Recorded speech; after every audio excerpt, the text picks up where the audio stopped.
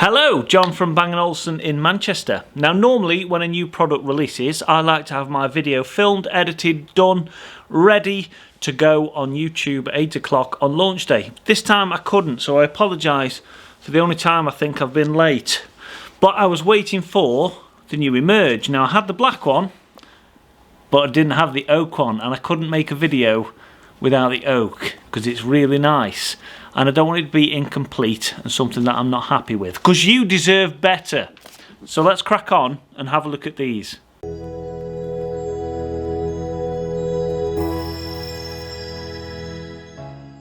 Now here's how we're going to do this video. I'll tell you all about Beosound Emerge and what it does and what it has, and then I'm going to tell you about my experience with it in the store.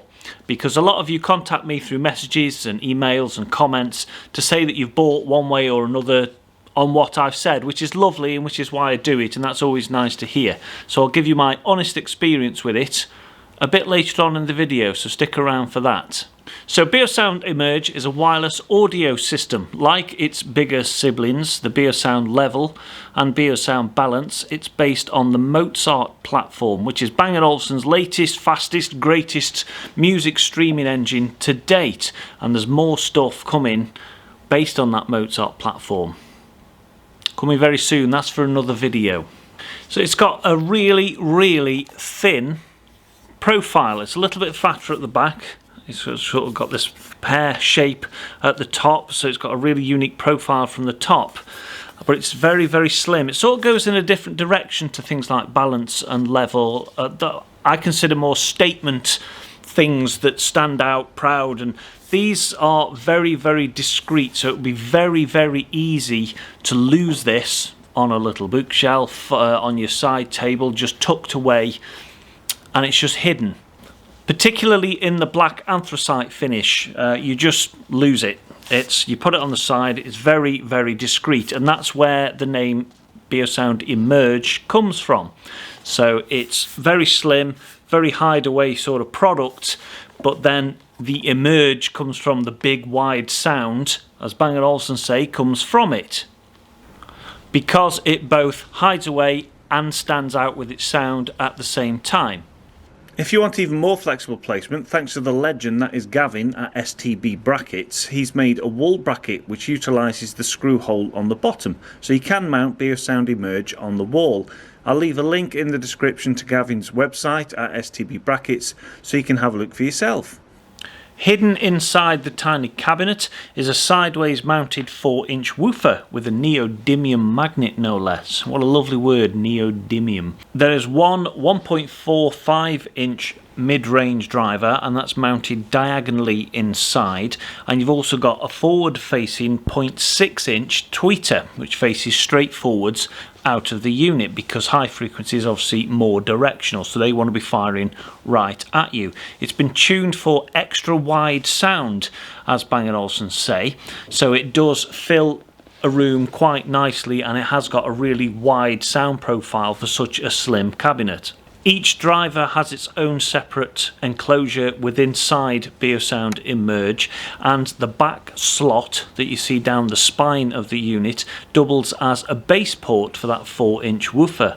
Adaptive bass linearization, more on that later, that's quite important. It has its own thermal protection sensor so that it can cut off or go into protection mode, or just simply reduce the bass if things are getting too hot, and each driver also has its own thermal plate to dissipate heat.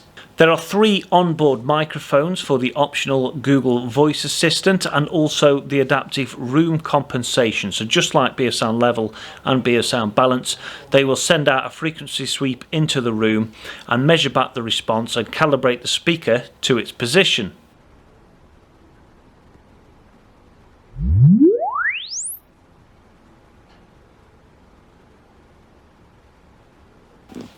And with it being part of the Mozart platform, it shares the same controls on the top as the Balance and the Level. So you have the volume, track up and down, play, pause buttons in the same sort of array as on the Balance. You also have a Bluetooth pairing button, a microphone button. A single press will activate the Google Voice Assistant without you having to say those magic words, and a long press will temporarily mute the microphone. You also have the 4 familiar profile buttons as on Beo Remote 1 and Beo Remote Halo, and also the other products. So here you can save your favourite playlists, your favourite radio stations, or your favourite Google commands by pressing and holding the profile, and then a single press will recall that profile. On the underside of Beosound Emerge, there's a switch to disable the Google Voice Assistant, a 3.5mm jack input which also doubles as an optical, and it's nice to see on such a small product a full Ethernet cable, so if you want a hard wire to your network you can do, and you don't have to rely on wireless. Power is dealt with by the included power brick that comes in the box with an included USB-C cable.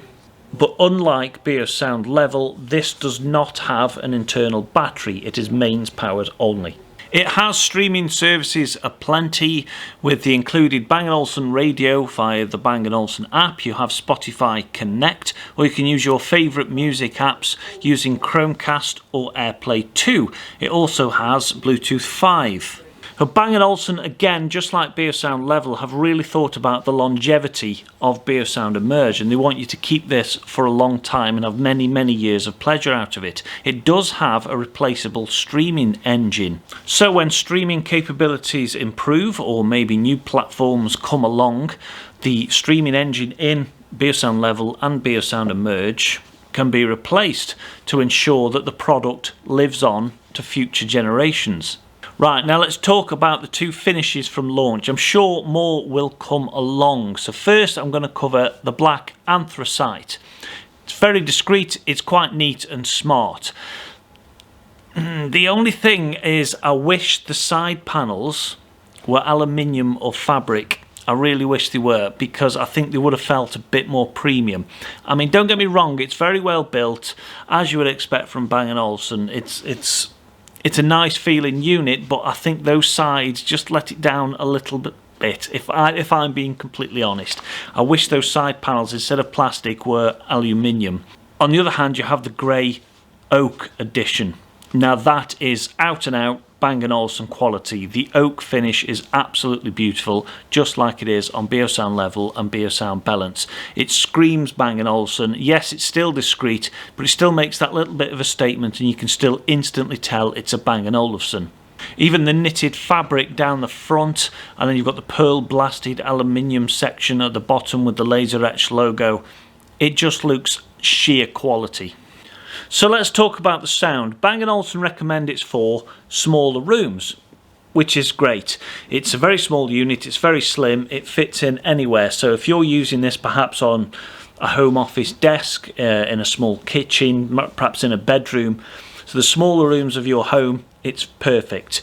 It does sound much wider than its slim status would lead you to believe, so it has got that lovely wide tuning, and you can tune the sound using the Bang & Olufsen app. I found the best settings were with the room calibration and the optimal setting in the app. That was by far the best for me. When I first got it out and it was untuned, I was a bit worried, but as soon as I put it in optimal and sorted it out, it was fine. You can tune the sound and tweak it with the Beosonic within the app, and that you can save your favourite presets for different material. So as I mentioned earlier, it does have adaptive bass linearization. Now this was a Bang & Olufsen technology that was introduced, I believe, somewhere in the early 90s with the advent of active loudspeakers like the Beolab 1s and 8000s, 6000s and all that sort of thing. And what adaptive bass linearization enabled Bang & Olufsen to do was to get a much larger, much bigger, much more powerful bass from a very small speaker, and that's been true throughout the whole Bang & Olufsen range since the early 90s. All the speakers have different variations of it. Emerge is no different, and it does a very good job. So when you're listening to this at sort of low to mid-level volume, around up to about 50-55%, it sounds lovely. It's really nice and wide. It's a lovely big spacious sound. The bass is nice and controlled. It's very precise, very detailed. It's really got that, I feel we're getting that sort of Mozart platform sound signature, where you've got this same sort of sound signature on the Level, the Balance and the Emerge. It's very, very pleasing. Now what the adaptive bass linearization also does is, as things get pushed louder, to protect the internals and protect the drivers, when you get to really high levels it can reduce the bass to protect things from distortion and protect the drivers from getting damaged. Now this is where the Emerge almost trips itself up a little bit. As soon as you get over sort of 60-65%, especially with bass heavy music, the adaptive bass linearization is quite aggressive and it tries to cut the bass out to try and avoid distortion, and that's where it sort of meets its limitations. It sounds great, absolutely brilliant, sort of below 60%, but above 60% it sort of trips itself up a little bit, if I'm being completely honest. So what about the slightly older products that have now gone end of life, which sort of sit in its range? So you've got Beoplay M3, which is now discontinued, and Beoplay M5, which is fabulous but also discontinued. So it definitely sounds better than a Beoplay M3. Henrik from BOTF has done a sound test with the two. I don't do sound tests really on here, but if you do want to see a sound test between an M3 and a Beosound Emerge, I'll leave a link in the description to his little video, which is great. So with the M5, in terms of detail and its overall sound signature, it does sound almost more civilized than an M5. It's got more detail, it's got a more precise hi-fi sound than an M5, but the M5 beats it with its bass depth and bass power. It's just got a bigger 5-inch bass unit, and it's just got a bit more power in the bottom end. So Beosound Emerge brings us to the end. It does sound better against a wall because you've got this bass port at the back, so it does sound better closer to a boundary wall.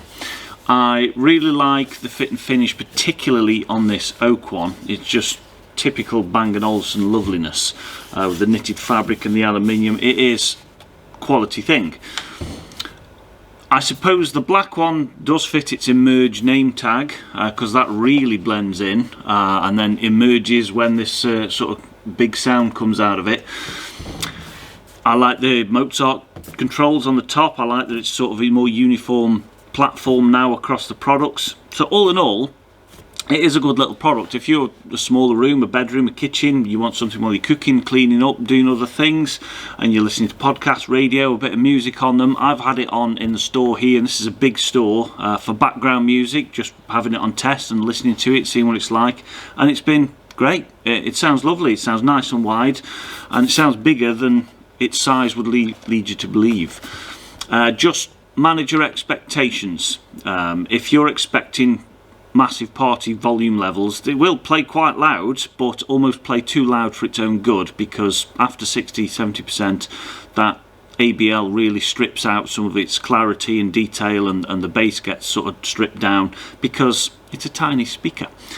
So yeah, manage your expectations. I hope this helped you out and you found it insightful and it helped you choose the right speaker. So that's the end, and you'll see me in the next video.